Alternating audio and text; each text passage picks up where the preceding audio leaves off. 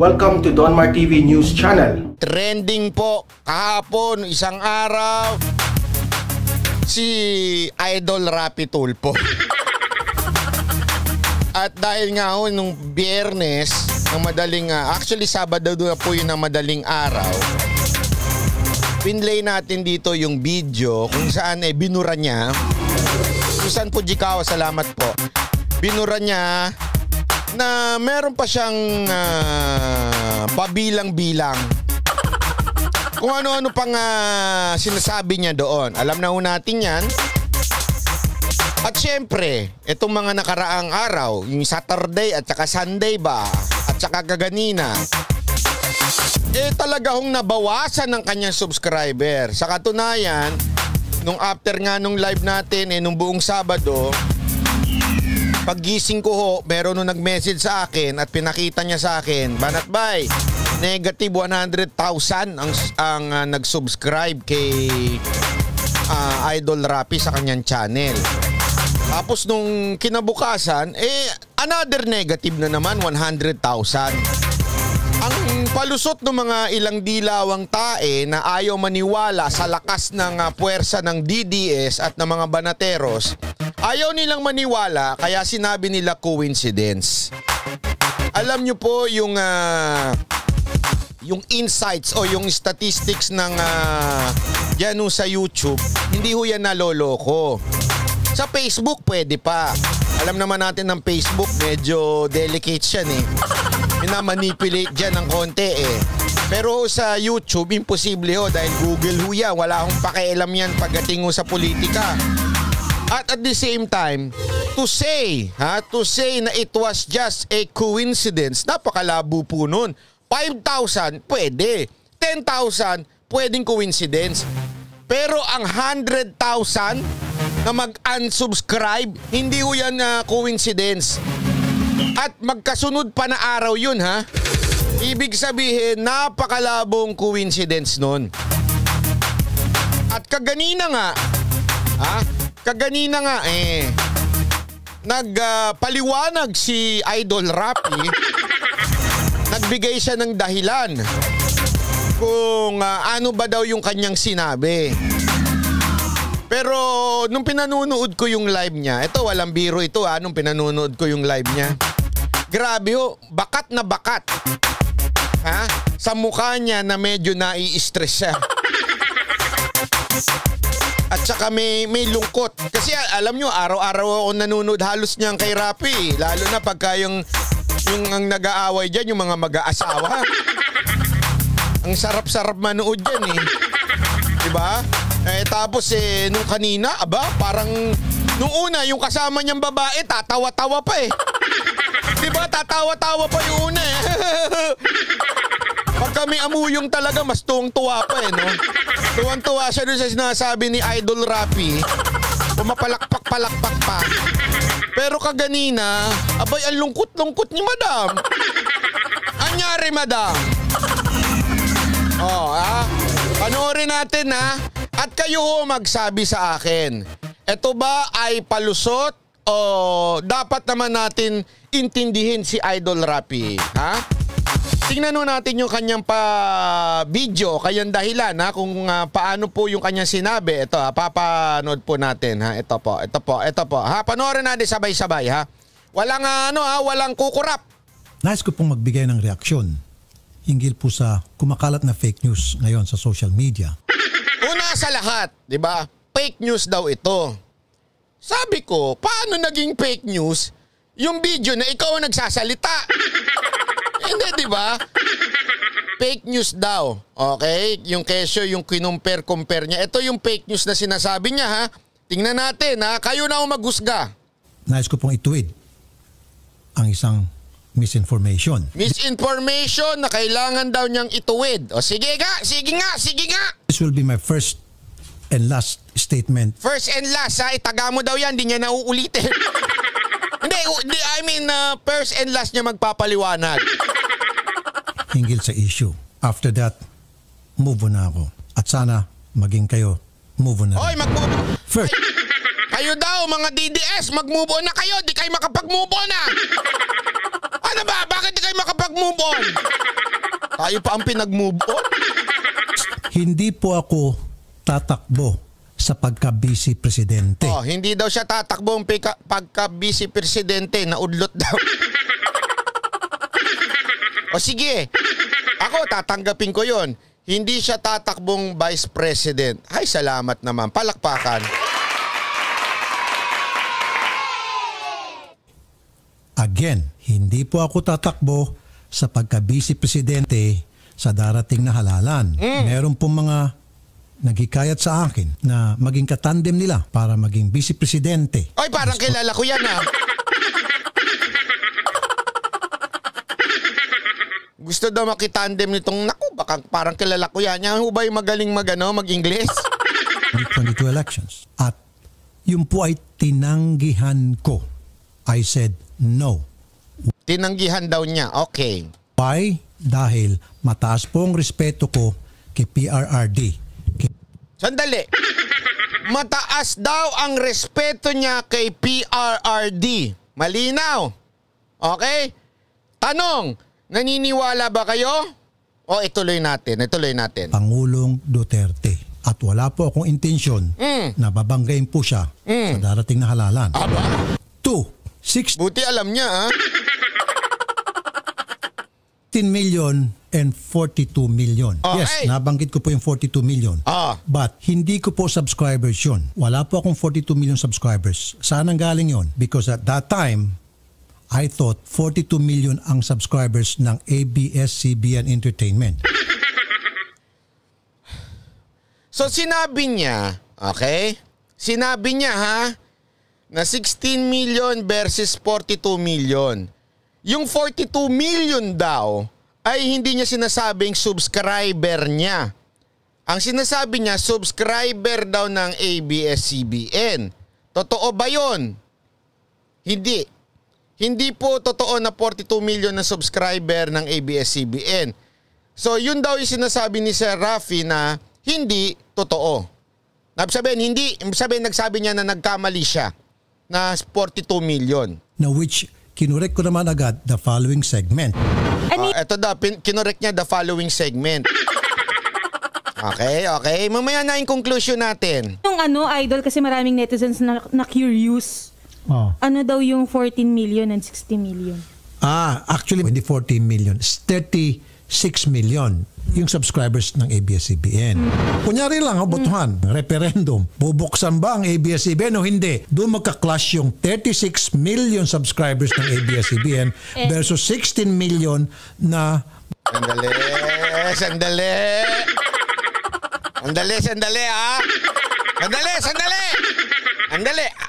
Hindi ako abogago ha, pero parang medyo naguluhan ako dun eh. So sinasabi niya, okay, sabihin na natin hindi daw 36 million daw yung subscriber ng ABS-CBN. Tapos maglalaban daw yung 16 million at saka 36 million ng ABS-CBN para sa pagbukas ng ABS-CBN. Sandali naman, Sir Rafi. Hindi sandali. Sir Rafi, sa pagkakaalam ko matalino kayo. 'Di ba? Sa tingin ko lang matalino kayo, 'di ba?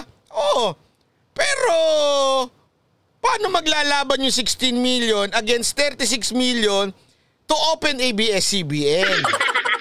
Parang malabo 'yun Parang hindi naman ata yung subscriber ang maglalaban para i-open ang ABS-CBN.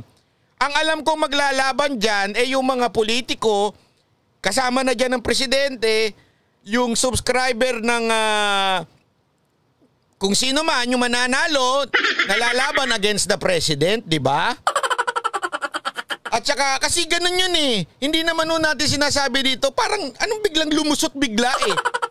Ako, nagtataka lang ako bigla. Biglang napunta doon sa subscriber yung labanan. Huwag niyong kakalimutan, before the statement of 16 versus 42 million, anong una niyang sinabi? Kung natatandaan ninyo, bumilang muna siya, nagbilang siya. 1, 2, 3, gumaganon-ganon pa sila. 4, 5, 6, 7, 8, 9, 10. Tapos palakpak pa yung amuyong niya. Ganun pa. Sabi, 10 months na lang. Tapos 10,000 na nawala ng trabaho sa ABS-CBN. 10 months. Yun ang pinanggalingan nun. Ibig sabihin, he was referring to the 10 months na mawawala na yung nakaupo. Sino yun? Ha? Ako ba yun? Hindi. Si Mr. President Rodrigo Duterte po yun. So binilangan niya Sabi niya, 1, 2, 3. Tapos sabay hirit nung 16 million versus 42. So ibig sabihin, he was referring to the votes of the president na 16 million and for the 42 subscriber na yun. Sino yun? ABS-CBN ba yun? Hindi naman uboboto ABS-CBN for favor para sa kanila. Di ba politiko? Government official yung boboto. So sabihin, it's the will of the kung sino man yung government official. So, sino pa ba pwedeng sabihin na natin makaka-influence sa mga congressman? Di ba the president? And he was talking about the 10 months of the president. Para naman ako ginagago naman ako Bobo ko pero may logic naman ako kahit papaano. Sir Rapi, meron na akong tanong. Ito, matinding tanong. Handa po ba kayo magpa-lie detector test? On cam. Di ba mahilig siya magpaganyan? Yung lie detector test. On cam. Hindi. Ito ako, sabi ko nga sa inyo, idol ko yan si Sir Rapi. Ang taas ng tingin ko dyan. Parang kasing taas ng araw. Sobrang hanga ako dyan kay Sir Rapi. Kaya lang, medyo yung palusot, medyo hindi ka tanggap-tanggap, sir. Kasi, hindi, di ba ho? Remember, every spoken words, okay? Even in any text, including the Bible, okay? Including every book that we have, kaya every speech, you have to look doon sa context. Ano ibig sabihin ng context? Ano yung pinag-uusapan? Sino yung pinag-uusapan? At ano yung topic? Remember, the topic is si President Rodrigo Duterte, 10 months na lang. 10 months ang nawalan ng trabaho. 10 months. 10,000 kuno ang nawalan ng trabaho. Yun yung sinasabi ni Sir Rapi. At the same time, kailangan ng franchise. So ang tanong dito, mawawala na si Pangulong Duterte, may papalit, magkakaroon ng anong meron? Kampanya o labanan o eleksyon. So hindi ho maglalaban ng mga subscriber ng 16 million against the ABS-CBN. Ang maglalaban politiko sa 2022. Kaya nga binibilangan di ba? Naman Ay nako po, sabi ko sa inyo, JRU lang ako pero kahit papaano meron akong Commonwealth. Diba? Tingnan nyo, ituloy pa natin yung kanyang dahilan. Voters na bumoto kay President Duterte. Sinabi ko, 16 million voters ni Pangulong Duterte versus 36 million subscribers ng ABS-CBN Entertainment na posibleng mag-clash next year kapag nabuksan ulit yung usapin tungkol po sa prangkisa. Paano magka-clash yun? Sorry. Pasensya na. Ayoko tong topic na to.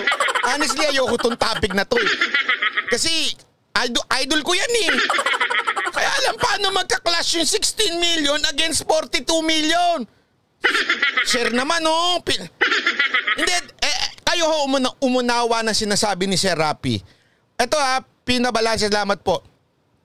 Give the benefit of the doubt kay Sir Rafi. Yan yung habang pinanonood ko to, sabi ko, I'm giving the benefit of the doubt. Pero hindi ko magets, paano magka-clash yung 16 million against the 42 million na subscriber kuno ng ABS-CBN? Paano magka-clash yun? Magtatalpakan? Hindi, di ba ho? Nagigets ibig ko sabihin, There is no way in this entire world mag-aaway ang 16 million at 42 million. Ano, magsasalpukan? The only way na maglalaban yan is someone has to represent them. And he was talking about the presidency at that time. So ibig sabihin, this 42 million, meron silang dapat, merong lalaban para sa kanila. Anak naman ng ano, oo. Kainis naman eh. Sir Rafi, wag naman ganyan.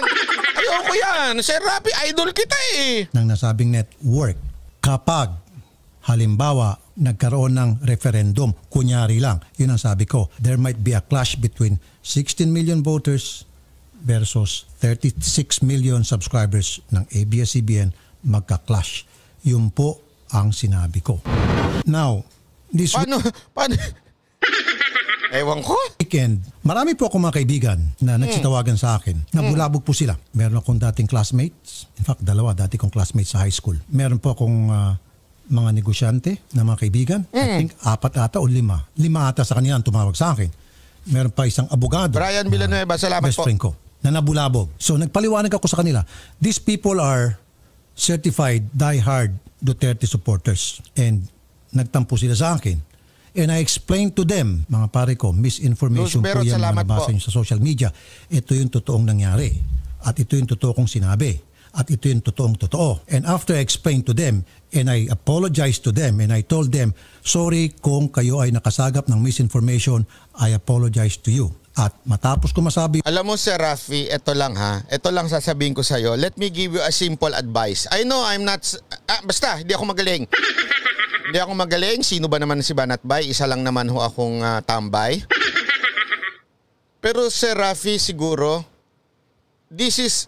Kung sino man na nagturo sa iyo na kung paano mo ida-damage control itong nangyari, palpak ho. Honestly, palpak. Kasi instead of apologizing to the 16 million, instead of apologizing, sir, ang ginawa ninyo, inattack nyo pa eh. Inattack nyo by saying, we are purveyor of fake news. Sir, we're not purveyor of fake news. Kitang-kita ho dun sa video ninyo eh. Kitang-kita, sir, na somehow, you were laughing, pati yung kasama nyo, sir, laban sa 16 million. Na kesyo parang ang dating sa amin minaliit. Diba? Minaliit. At kung sino man yung 42 million na pinapalusot nyo, sir, parang ang dating noon, matatapos na. Matatapos na ang 16 million. Ano ibig sabihin nun? Matatapos na in 10 months ang suporta ng 16 million.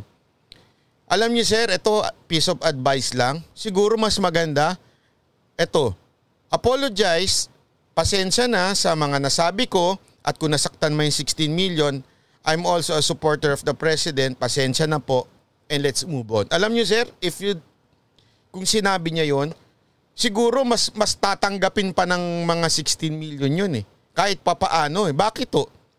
Eh kasi, siguro dala ng bugso ng damdamin na marami kang subscriber, marami subscriber ang ABS-CBN. Instead of saying na kami pa yung nagpapakalat ng fake news, napakamot ako ng ulo dun eh. Anong fake news dun? Obviously, para ito ha, pasensya na, huwag kayo magagalit, Sir Rafi ha. Alam nyo kung anong dating? Ang dating, kaming mga DDS, tanga. Tanga at naniwala kami dun sa video na sinasabi ninyo, sir, na 16 million laban dun sa 42 million, eh hindi naman ho ibig sabihin kayo'y tatakbo. At ibig sabihin ho, ang ABS-CBN yun. Parang ang dating na maliit yung aming kaunawaan. Diba? Parang hindi ko maganda, sir. Sa totoo lang. Ngayon, tingnan nyo yung reaksyon ng taong bayan. In totoo ha, ano reaksyon ng taong bayan? Lalo na ho yung mga supporter ninyo. Nagpunta ako kanina habang live ni Sir Rafi Tulfo. For the first time in the entire life of Sir Rafi Tulfo, ha?